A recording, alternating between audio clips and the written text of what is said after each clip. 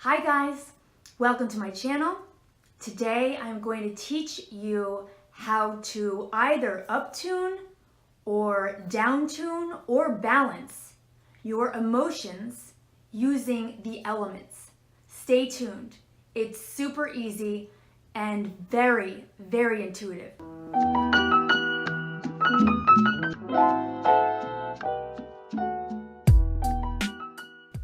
So if you're new here, welcome. My name is Susan. I was born clairvoyant and today I mentor spiritually awakening women. I'd love to have you over on my Facebook group, Divining Women. We have a live Q&A every Thursday night and it's an awesome space. Totally emotionally safe, no judgment, just cheerleading, encouragement, and lifting each other up, really. Please subscribe too if you like this video. I'd love to have you. And hit the bell for notifications so you'll always be notified each week when I give a new video. Okay, so consider this something like Emotional Alchemy 101. It is a super simple way to be able to transform your emotions, and that's alchemy, transformation for your benefit. So this is a super simple way to be able to take another step along your journey towards emotional mastery, which, as I've shared before, we all have many, many purposes. There is no one secret floating purpose that you may or may not thread that needle. Like, blink and you'll have missed your purpose and messed this up. I hear that a lot. Life purpose is talked about frequently as a singular thing, like this mysterious thing, like I hope I can find it with a treasure map, but I don't know. That's crazy. We are such complex beings. We are extensions of source energy. We are not box upable into having just one purpose. That would be super limited for what it is we really are. Okay, but that aside, what we're going to do here is we're going to think about the four primary elements: fire, water, earth, and air. Those are the four we're going to be keeping in mind for this practice. So within those four elements, you have two sets of opposites. Got fire and water and earth and air. So there are whole sectors, like in the tarot, for example, that correspond to that. I'll give you an idea. The suit of cups is emotions or water. The suit of swords is air or thought. The suit of wands is passion and growth and movement. And that's fire. And what's the fourth one? Oh, right, pentacles. The suit of pentacles is like our physical reality, safety, security, manifesting. That's earth. So you can see even in the tarot, there are echoes of certain sectors of emotion for all four of those elements. I mean, there are so many ways to break down the symbolism of those four elements, but that's just to give you an idea. So the next time something comes up, emotionally speaking, that you want to transform in some way, and that could mean like, let's say you get super angry and you want to bring that closer to center. You want to kind of neutralize that. Or let's say you start getting really inspired and you're like, oh my goodness, I'm getting such good downloads right now. I'm inspired. I'm in the flow, and you want to increase that. Whatever's going on with you, first identify it with its corresponding element. So let's take this example. Let's say you are at a work lunch and your boss, suddenly throws on you, you're going to have an impromptu review. I'm concerned about this, this, and this. And you're just taken aback, right? And typically when something like that happens, like our first reactions are usually kind of defensive or, something like that, kind of a little bit extreme. When a moment happens, that's something that you want to tweak it somehow. That's your moment to use this practice. So in that moment, your boss brings that on you. And what is it you're feeling? Okay, angry. Like you feel like you're getting hot and tingly. Maybe, you start tapping your leg and you feel like you're going to crawl out of your skin. Whatever your physical barometers are, whatever it is, that's what you do first. What am I feeling right now? That's angry. What does that best correspond to with the elements? That would be fire.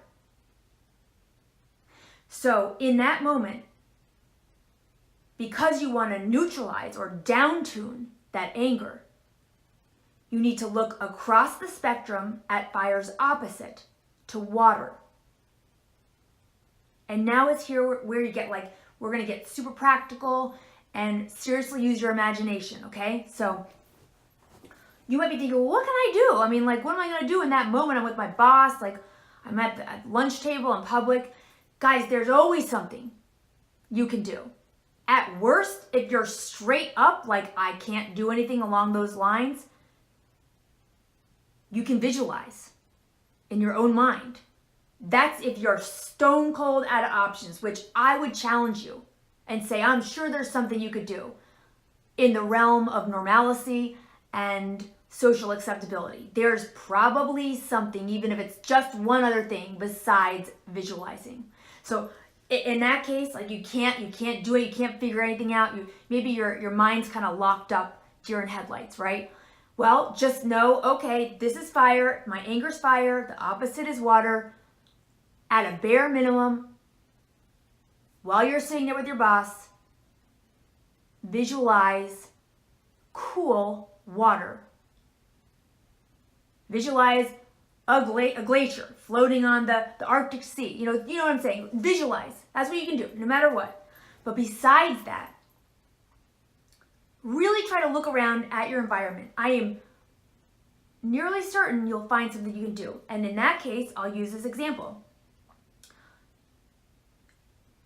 It's almost a guarantee that you have got a glass of ice water in front of you if you're out to lunch somewhere. Grab that cup, take a couple of deep, long gulps of it. Not only that, once you set it down, you can press your pulse point onto the cold condensation of that glass.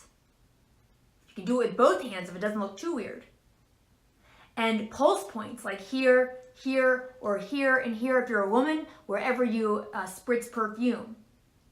Pulse points will act like a, above skin lymph system. So if you put your wrists on that cold glass, that is going to naturally carry along the path of your pulse. It's going to bring that cool water. It's going to travel it naturally. It's going to do the work for you. That's one example you could do right then and there. Easy.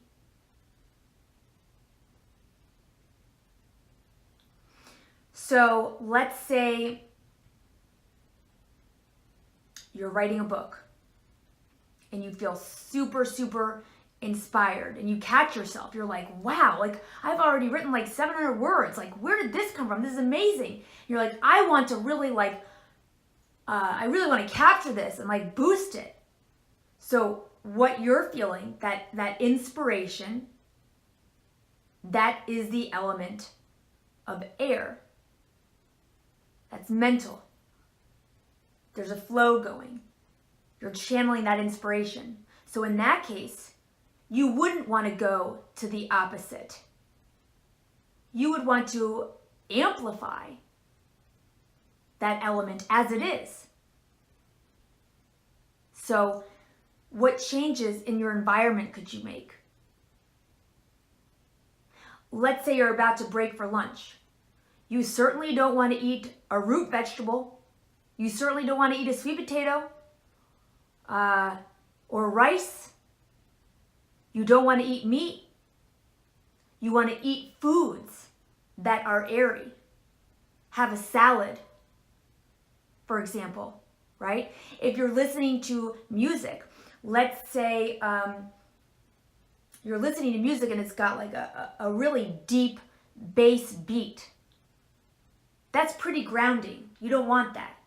So maybe you change the music you're listening to so that it's a song that incorporates wind instruments or quick fluttery beats. Something, even literally, you can go on YouTube and there are 3 hours long wind chimes you can put on. You get what I'm saying? Any incoming influence, see what you can tweak. It could be what you're eating, what you're drinking, what you're listening to, what you're looking at, the colors you're wearing. I mean, this is where you flex your creativity and your imagination to make good use of what it is you want to do. So again, first thing you do is identify what emotion you actually are experiencing. Align it to its corresponding element. And depending on whether you want to uptune or just neutralize or downtune, you either amplify that same element or you really go hard at its opposite. Or you go medium hard towards its opposite just to get you to neutral. Something like resentment is an interesting emotion because that is not just one emotion. Think of this. Resentment really means re-sentiment, re-experiencing.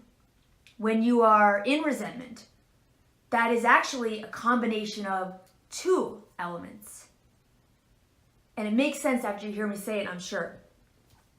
Resentment would be a combination of both anger, which is fire, and that mental loop, that obsession, can't stop thinking about it. That's mental, that's air. So in a case like that, your situation could call for you to integrate two elements. So something like resentment, that would be fire and air. You would want to go in the direction, probably pretty strong, in earth and water.